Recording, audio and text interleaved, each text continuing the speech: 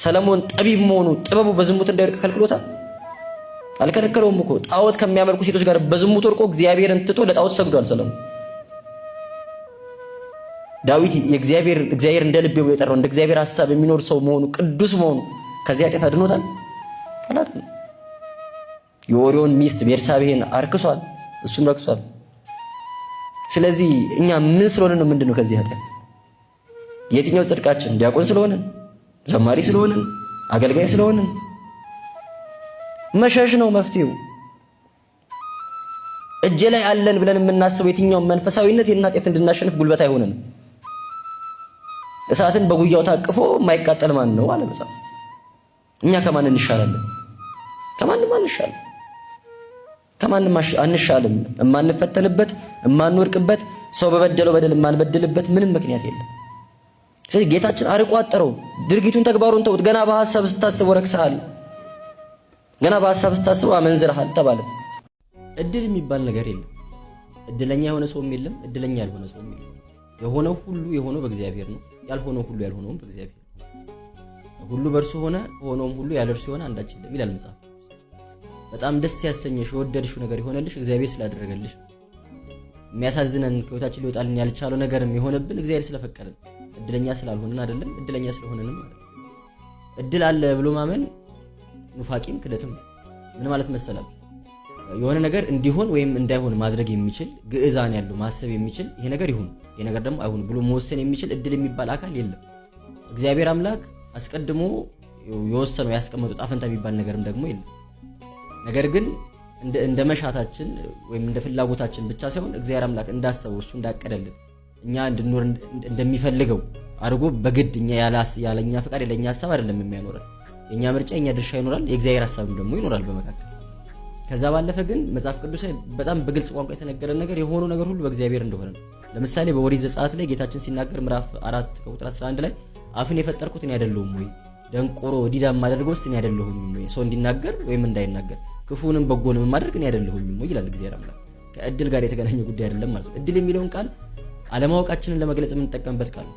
ነገ እንትና የመምጣት እድሉ ሰፊ ነው ስንል እንትና የሚባል ሰው ይምጣ ወይስ አይምጣ የሚለው ነገር አላውቅም፣ ግን ሳስበው ይመጣ ይመስለኛል ለማለት ፈልገን ነው እንጂ የሆነ እድል የሚባል አካል መጥቶ እንትና እንዲመጣ ወይም እንዳይመጣ ያደርጋል ማለታችን አይደለም። ስለዚህ እድል እጣ ፈንታ የሚሉትን ቃላት የምንጠቀመው አለማወቃችንን አለመረዳታችንን ለመግለጽ ነው እንጂ ከዛ ያለፈ እርግጠኛ ሆነን ወይ የሆነ አካል እድል የሚባል አካል መጥቶ ነገር ያደርጋል ለማለት አስበን አይደለም። የሆነውን ነገር ሁሉ የሚያደርገው እግዚአብሔር አምላክ ነው።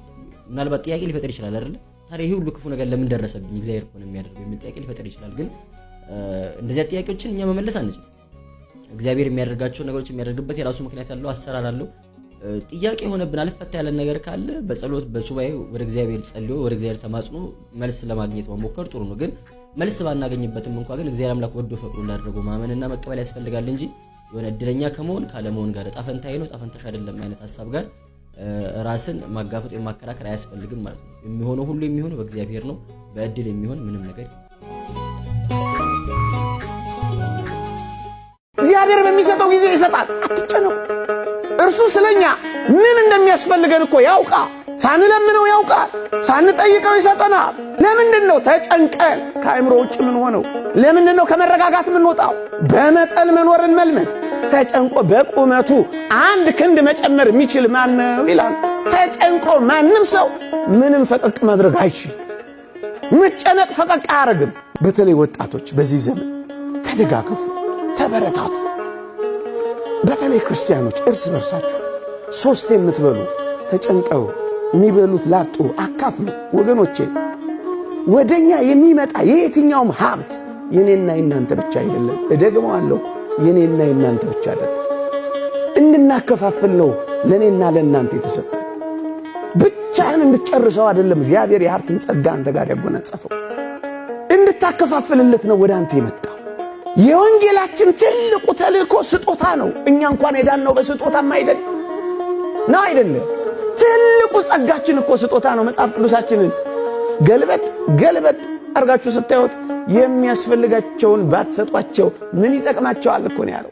በዚህ አጭር ዕድሜ የተረዳሁት ነገር በጣም ሳቂታ በጣም ተጫዋች ሰዎች የመጨረሻ የሚያዝኑ ሰዎች እነሱ ናቸው። በጣም የተሰበሩ ሰዎች እነሱ ናቸው።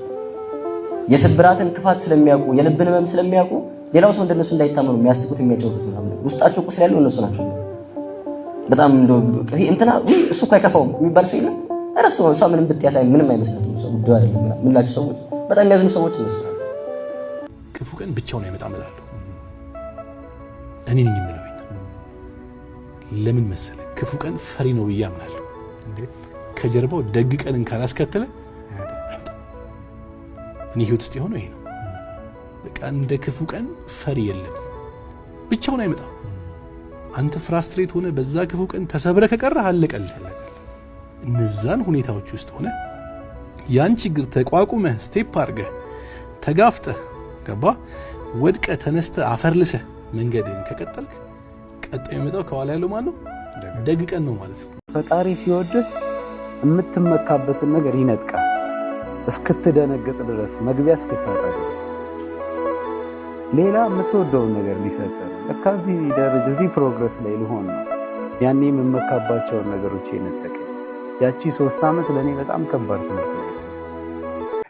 ወንድሜ አንተ ብቻ አንገትህን ደፍተህ ዓላማ ላይ አተኩር እንጂ ስኬት እየተሳበች እንዲህ ተንፏቃ አሳዳ ያለህበት ትመጣለች።